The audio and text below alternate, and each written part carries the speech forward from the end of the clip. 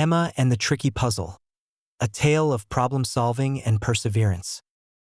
Once upon a time, in a bright and cheerful village, there was a girl named Emma. Emma loved challenges, especially solving puzzles and riddles. One sunny morning, Emma's teacher, Mr. Gray, brought a large wooden box to class. The box was locked with a big, shiny padlock.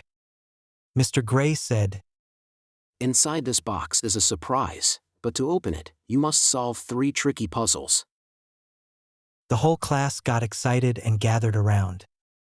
Emma raised her hand and said, Can I try first? Mr. Gray smiled and said, Of course, Emma. Here's your first puzzle. What has hands but cannot clap? Emma thought for a moment and said, A clock. Mr. Gray said, Correct. Now for the second puzzle. I'm tall when I'm young, and I'm short when I'm old. What am I? Emma scratched her head, thinking hard. Then she smiled and said, A candle. Mr. Gray nodded and said, Well done, Emma. Now, are you ready for the last question? Class eagerly responded, Yes, we're ready. All right, here's the riddle. The more you take, the more you leave behind. What is it? Emma frowned. This one was really tricky. She sat down and thought carefully. She imagined walking in the sand, then in the snow. Suddenly, her eyes lit up, and she said, Footsteps. Mr. Gray clapped and said, That's correct, Emma.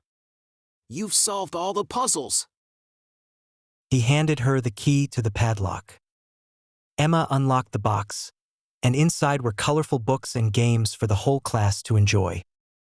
Mr. Gray said, Emma, you showed great problem solving and critical thinking. Remember, thinking carefully and not giving up can solve even the hardest challenges.